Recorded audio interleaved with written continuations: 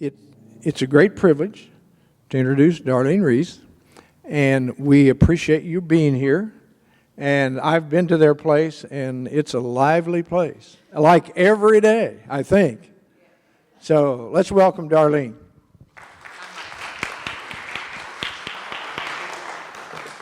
Am I on? No? Yes? Okay. First of all, I want to thank you so much for inviting me to come out and speak with you guys tonight. It means a lot to me that you would open your kitchen to me. That soup was wonderful. Thank you so much. I'm going to use a cheat sheet, and please excuse the cough drop. My kids, I have twin boys that are in college, they're freshmen. They just went home from Christmas, and they left a nice little germ for me. So I'm sure all you parents can understand how that goes. I'm going to back up just a little bit and give you some information about the history of Arlington Charities. We are the oldest social service agency in Arlington. We've been here since 1978, and we were formed by the Ministerial Association. The churches in Arlington were having a lot of problems with people coming in needing food.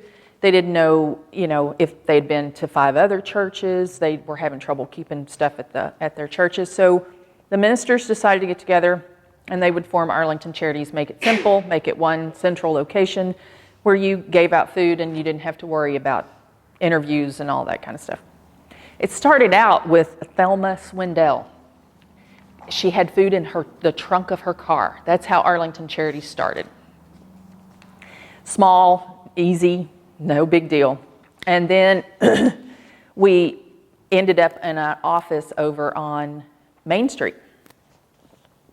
We were there for a little while. It was all volunteer. There was no paid staff, absolutely all volunteer. And then they decided they needed an executive director. They needed somebody to kind of organize everything, make sure they were doing it by the book, following all the rules. So Charlene Duffy was named our first executive director, and she was our first paid staff member.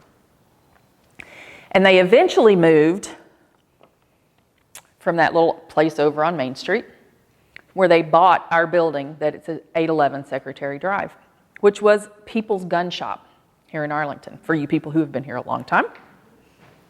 And so we bought that building with no money, no guarantee of any income, just our word saying, yeah, we can pay for this building. We're gonna take this over. It was a repo, and foreclosure, and the bank went along with it, and they sold us the building, and we paid for it, and it's free and clear, and it belongs to us. And that, to me, that's one of the best stories about Arlington Charities, is that bank took a chance on us and let us pay for that building. And because of churches like yours and the donations we got, we were able to secure that loan, pay for it in 15 years.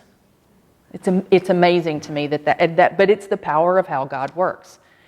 In being at Arlington Charities, I see it all the time where I have a client come in that needs something, and it may be something obscure that we probably don't have, but almost always I can go look and find it. It's there somewhere. I just have to look for it.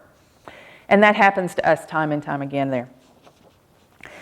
The services we have, our main service is food. Last year and a half ago, we went to client choice, which is one of the best things that we ever did.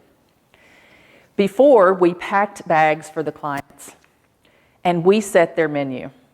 We put whatever we had in there. And the food bank in Fort Worth, Terranary Food Bank, which we are one of the original members of, our member number is 012, so it tells you how long we've been there, had talked to us about going to client choice. And like all places, we resist change. So we were like, really don't know how that's going to work. What are we going to do? But we tried it. And amazingly, it was great. It gives the clients dignity. They get to pick their own food. We have volunteers that walk through with them through the pantry.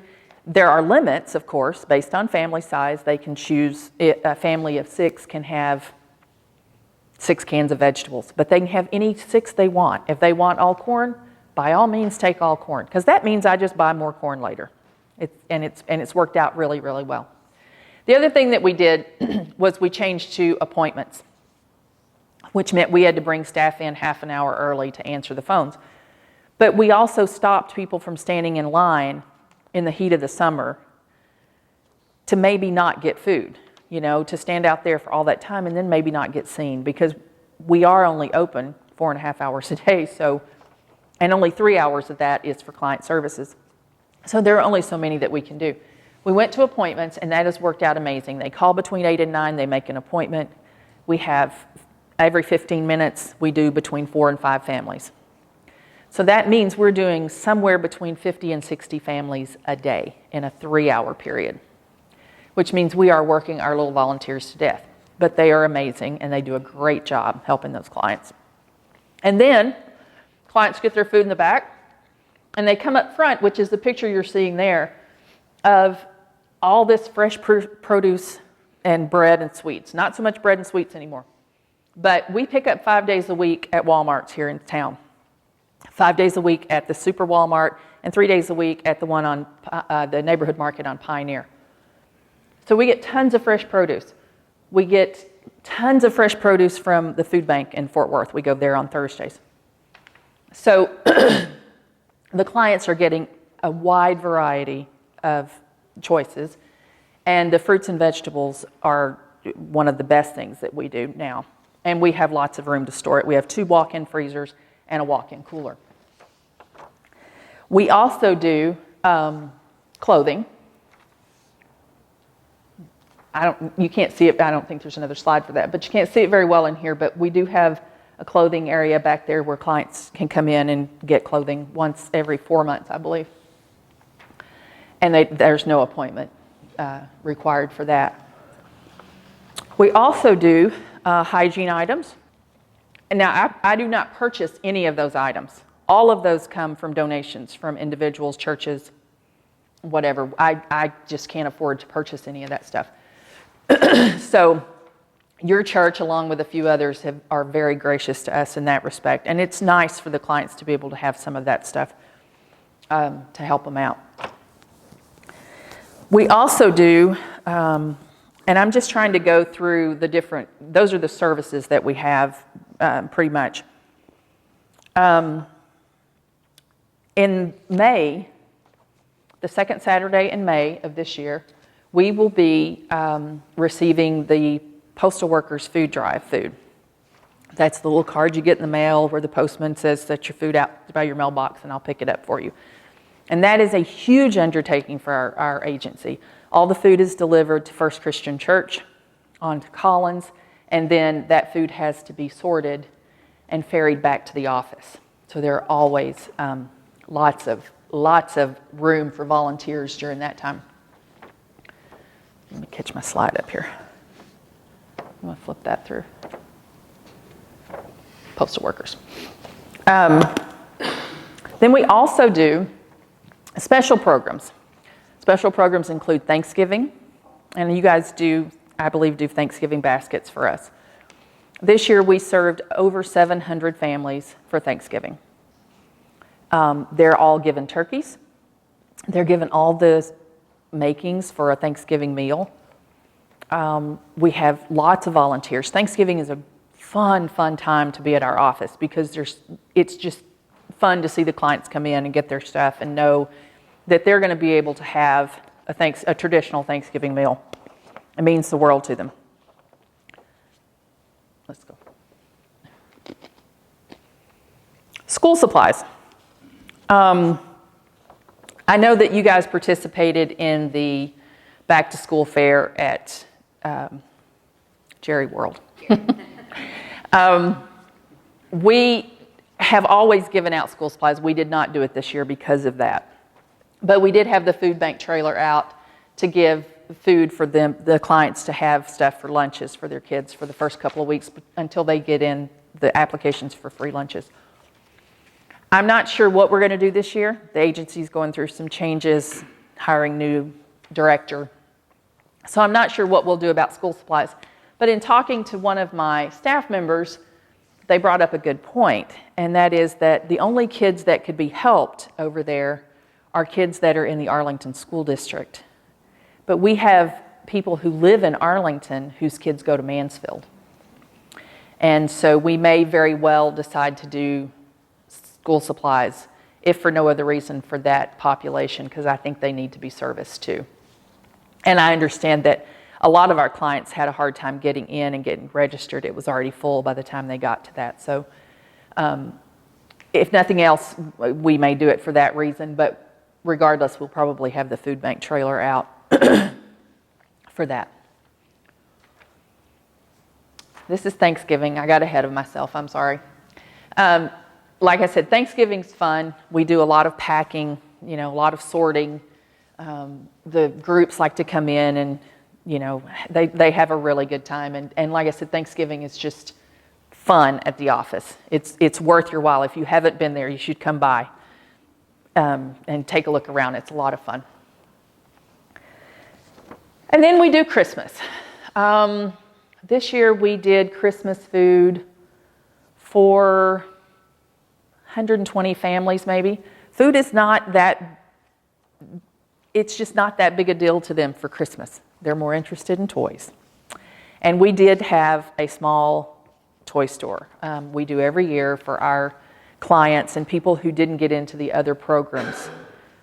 Because those programs fill up so early and they don't always know what is coming down the pike. So sometimes there's they couldn't get their stuff out of layaway, or there was a job loss at the last minute. So we try to do a small toy store for that. And we had Santa, and that was a lot of fun. While the parents were shopping, the kids got to sit and talk to Santa, so that was great. Let's flip. And then 3 days a week, we do homeless lunches. I know that most people would like to think that we don't have a homeless population in Arlington, but we do, and it is serious. We get sandwiches from Walmart. Sometimes it's canned, beanie weenies, but we do lunches for those guys 3 days a week. And then usually around Thanksgiving and Christmas, my staff will do a lunch and have the guys come in and get to eat and feel a little bit normal for a little while. That's a good program. Pop Tops, that sort of thing is always welcome for that group. Let's see what my next one is. And then we get down to what I really need are volunteers. Because as we all know, I could not open my doors without volunteers. We have 130 regular volunteers, and they give us about 8,000 hours a year, which sounds like a lot, and it is. But when we break it up over all those people, it's really not that much. We need people every day to escort clients through the pantry. We need people to work in the front who greet those clients and help them pick out their produce or their bread. I have, Marcia works Tuesdays and Fridays in the front, and it is amazing with the clients. I have a father and son who look way too close in age that work on Wednesdays. And one of the things I love about these two people is when the clients come through, he walks up to them and says, "Hi, my name's Al. What's your name?" And he gives them that dignity and that respect. And it is amazing the way those people interact with him. And that's all that anybody's asking for, is that those people get some respect, because that's what we all want. We all want to be able to choose our own food. We all want to be able to feel like that we matter. We do information and referrals for our clients as best we can. We try to make sure that if they need a referral for food stamps, that we are able to help them do that. Like I said, we see, about 60 families a day. And none of that would be possible without the help of churches like yours. We are always, like I said, looking for volunteers. If you have a truck, you want to come help me pick up. We make a haul to the food bank every Thursday. I have stores that are picked up regularly. And I would welcome any of you that want to come in and join our volunteer family, because that is the way that we view our volunteers at Arlington Charities, is they're a part of our family. We go out of our way to make sure that you are appreciated, that what you do matters, and that you make a difference in the lives of those clients. So, do I have any questions? When you were talking about feeding the homeless, you referred to the guys. What's the population, male and female, of the Arlington homeless? From the ones that I see, I think I've seen maybe 4 homeless females. The rest are men.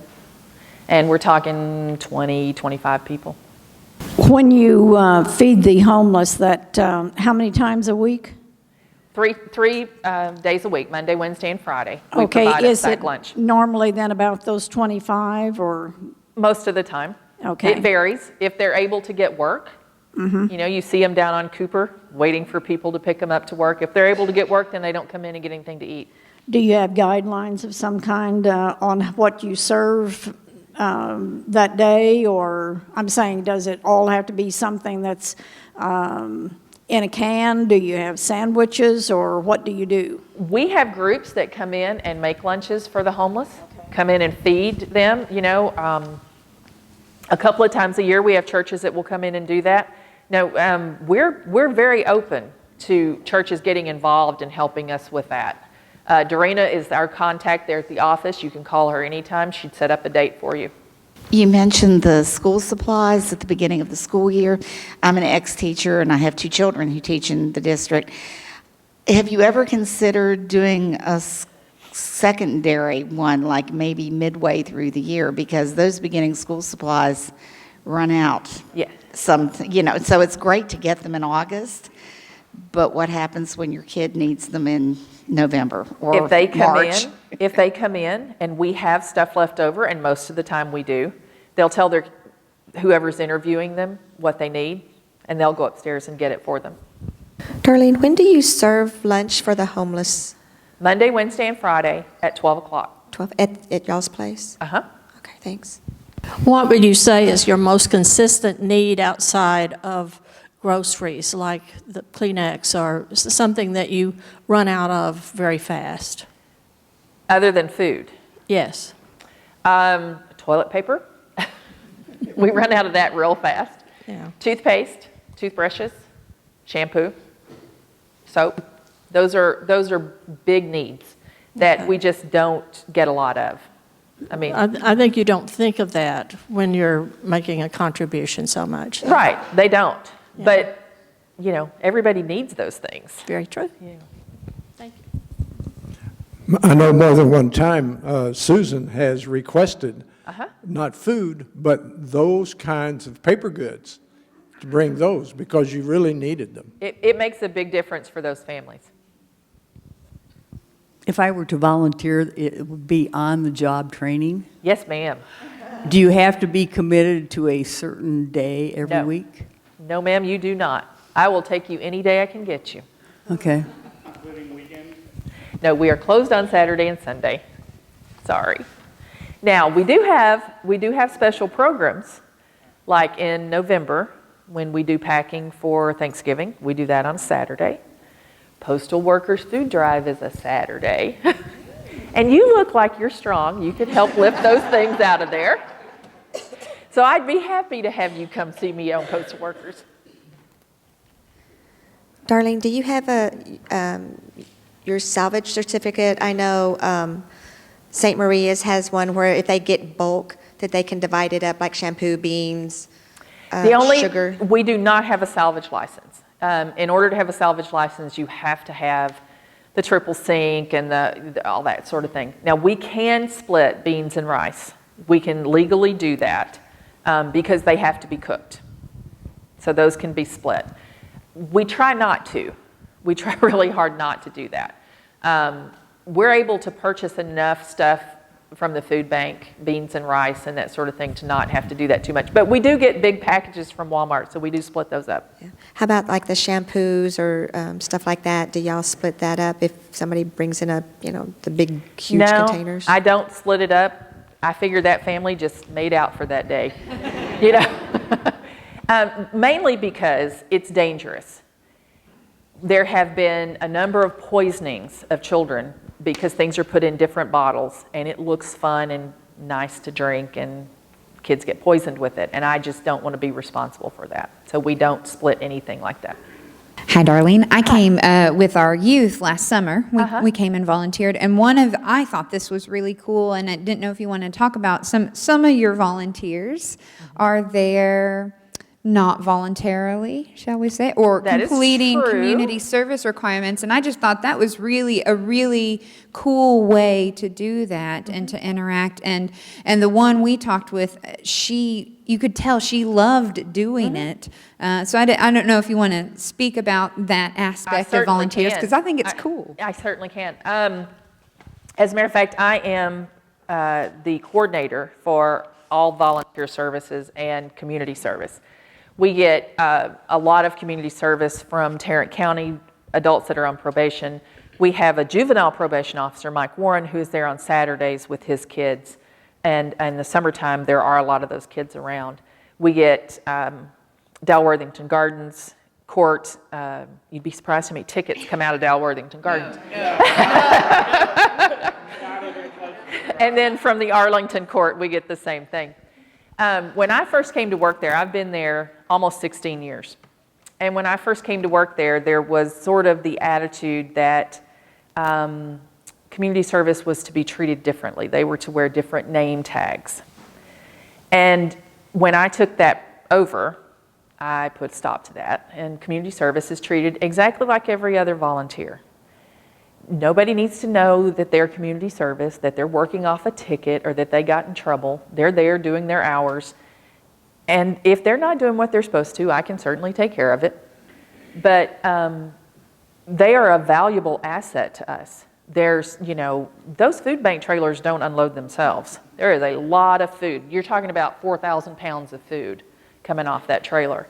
And so those guys are the ones that show up on Thursdays and help unload those trailers.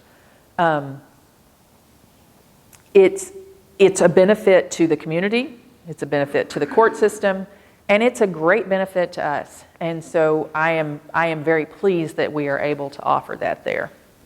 I had a gentleman come in today who is on disability, and he got a ticket in Dalworthington Gardens.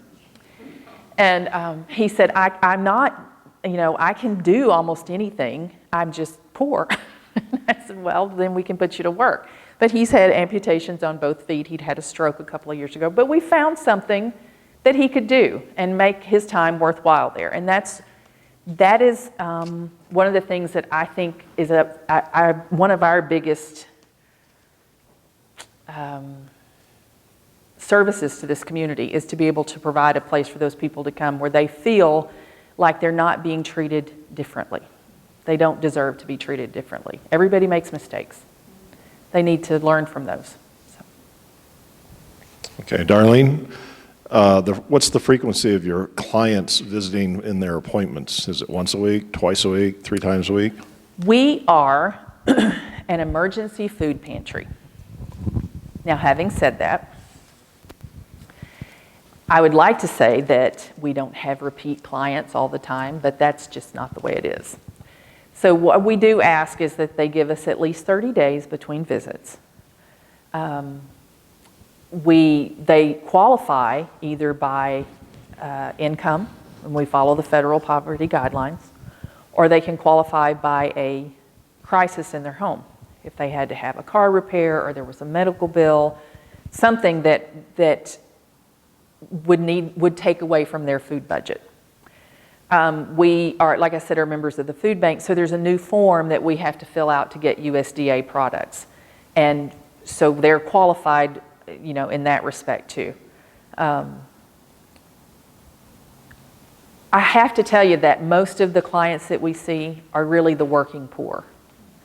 It's not people who aren't trying. It's not people who are just using the system. It's the people who are making minimum wage and can't feed their kids. One of the things that I would like to do is I would like to open the agency one night of the week and maybe on a Saturday during the morning time, because I think there's a population that we're not serving. There's, those people who work all day long or all week long and can't get into our regular days. So I would like to see us do one night and one Saturday every other week. But I haven't gotten there yet. We'll see. Excuse me, how many volunteers do you normally need at a given time? And what is the process you go through to become a volunteer? Can you just show up? You come see me. I have a little form that you can fill out. Just basically gives me your contact information and an emergency contact in case you kill over unloading my trailer. And then we can put you right to work. Thursdays are our busiest days because that's the day we get food bank. But every day there's something to do. We get, like I said, 3 days a week, we get 2 Walmart stores. And it's a massive amount of food. And it's all got to be unloaded off trucks. It's all got to be taken somewhere in the agency, put out in the front where Marcia can get it given away. It's a huge undertaking. So we take any volunteers we can get.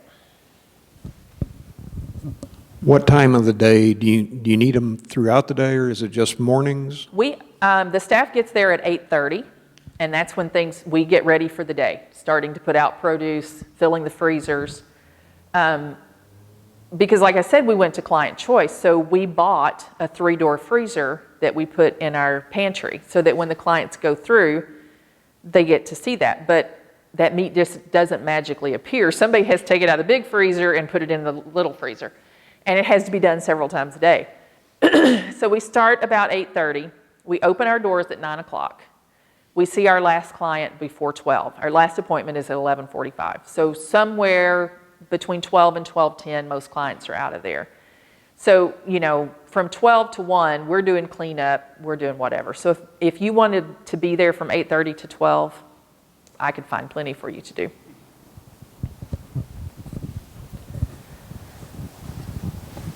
Any other questions? So now, how many are going to show up tomorrow and fill out volunteer forms for me?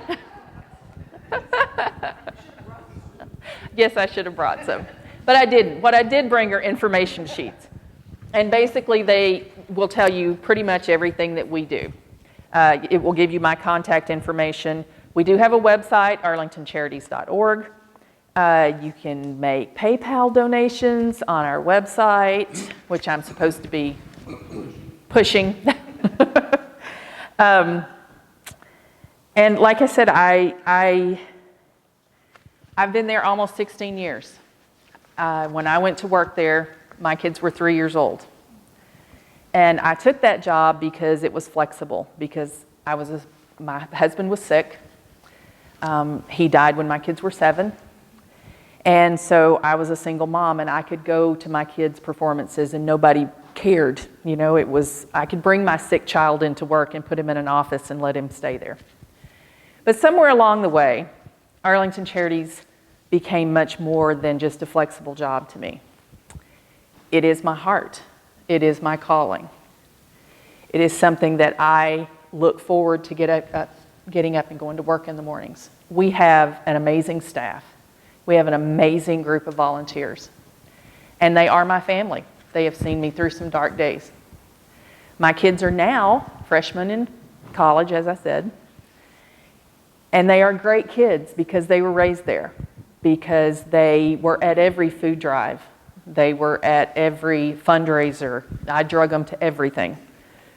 But they understand that there were kids that didn't have what they had.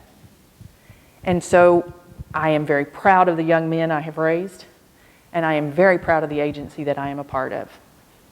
And I would welcome any of you to come by for a tour. Just come ask for me. I'll show you around, and I'll find a place for you to work. Anything else? Well, Darlene, this has been a marvelous presentation, very informative, and you're doing a great job for the people of this community. And we appreciate you and Marcia coming out tonight. And let's give her a round of applause.